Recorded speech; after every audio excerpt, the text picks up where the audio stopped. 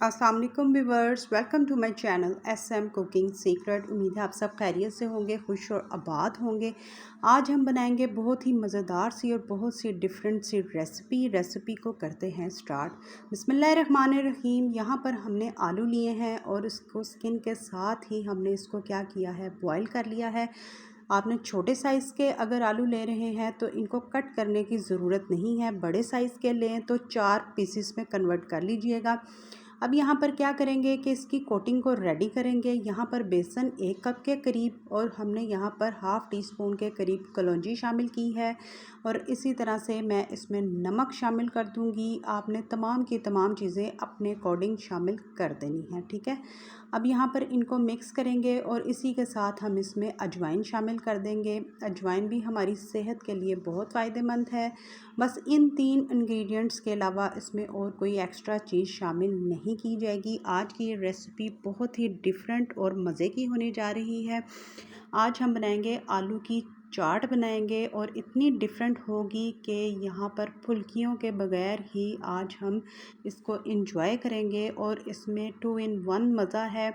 इसमें आलू की चाट की कमी भी पूरी होगी और दही फुल्कियाँ बनाने की ज़रूरत ही पेश नहीं आएगी, क्योंकि ये दोनों की दोनों रेसिपी जो है दही फुल्कियों की और आलू की एक ही इसमें कन्वर्ट होगी और आपको टोटली मज़ा देगी।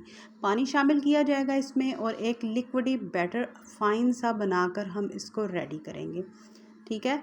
लाइक करें, शेयर करें, सब्सक्राइब करें, बेल आइकन का बटन ज़रूर प्रेस करें ताकि मेरी हर आने वाली नई रेसिपी आप तक सबसे पहले पहुंचे। अगर प्लीज़ मेरे चैनल पर कोई नया है जिसने अभी तक चैनल को सब्सक्राइब नहीं किया तो चैनल को फटाफट से सब्सक्राइब करें ताकि जब भी कोई मेरी रेसिपी आए उसकी नोटिफिकेशन बेल आपको सबसे पहले मिल जाए।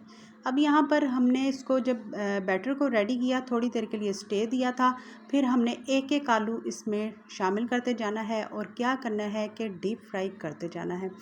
और जब भी किसी चीज़ को आप फ्राई करें तो घी ले लीजिएगा। ऑयल में बिल्कुल फ्राई मत करें, ऑयल में वो टेस्ट नहीं आता जो घी में आता है, या उसके अलावा आप सरसों का ऑयल यूज़ कर सकते हैं, ठीक है। अब यहाँ पर एक एक आलू जो हम इस तरह से फ्राई करेंगे और इसके जो एक्स्ट्रा बेसन के जो ड्रॉप्स देख रहे हैं वो घी में शामिल हो रहे हैं, उसको भी आपने इसी तरह से रहने देना है। उसको भी हम एज़ इट इज़ अपनी रेसिपी में शामिल कर लेंगे, ठीक है। अब यहाँ पर एक एक आलू आपने कढ़ाई में शामिल करते जाना है और इसको फ्राई करते जाना है। यकीन जाने कि ये इतनी डिफरेंट किस्म की आज आलू की चाट बनने जा रही है। उम्मीद करती हूँ कि मेरी रेसिपी आपको ये बेहद पसंद आएगी और ज़्यादा मेहनत और झंझट भी नहीं करनी पड़ेगी। एक ही चीज़ के आपको तमाम की तमाम चीज़ों को पूरा कर देगा। ना ही दही फुल्कियाँ बनाने की ज़रूरत पड़ेगी और ना ही कोई एक्स्ट्रा चीज़ें इसमें शामिल होंगी और आपके जो ये आलू की चाट है वो बनकर रेडी हो जाएगी इंशाल्लाह। यहाँ पर जैसे ही इनका कलर आ जाए तो आपने साइड को इसी तरह से टर्न कर देना है ताकि जो आलू का दूसरा साइड है वो भी फाइन सा आपका फ्राई हो जाए। तो ट्राई करें, ज़रूर बताएं, कमेंट बॉक्स में भी अपनी राय का इज़हार कीजिएगा। और जब मैं आपके कमेंट्स पढ़ती हूँ मुझे बेहद खुशी होती है। नीचे कमेंट्स में ज़रूर मेंशन किया करें कि किस कंट्री से या किस सिटी से आप मुझे कमेंट कर रहे हैं। जब मैं पढ़ती हूँ आपके कमेंट्स मुझे खुशी होती है और उसका मैं रिप्लाई भी करती हूँ। और आप भी बताया करें कि मेरी रेसिपी का कौन सा ऐसा पार्ट है जो आपको अट्रैक्ट करता है, जिसकी वजह से आप मेरी रेसिपीज़ को वॉच कर रहे हैं। और यहाँ पर आप इसकी लुक चेक कर सकते हैं। यकीन जाने खुशबू भी बेहद अच्छी आ रही है। मैंने इसको एक फ़ाइन सा यहाँ पर आप देख सकते हैं गोल्डन कलर दिया है। इसमें क्रंचीनेस भी भरपूर है और टेस्ट भी भरपूर। यहाँ पर हम इसको इसी तरह से निकाल देंगे, इतना टाइम भी नहीं लगेगा। और यहाँ पर आप देख सकते हैं जो एक्स्ट्रा बेसन का छोटे छोटे से बॉल्स बने थे वो भी हमने इसी में निकाल दिए हैं। और यहाँ पर जो आलू हैं अब हम क्या करेंगे, आ जाएंगे इसके डिश आउट की तरफ, इसकी तैयारी की तरफ। यहाँ पर हमने ग्रीन चटनी रेडी की। उससे पहले क्या करेंगे कि चम्मच की मदद से आलू तमाम के तमाम जो आलू हैं आपने इसी तरह से पुश कर देने हैं, ठीक है।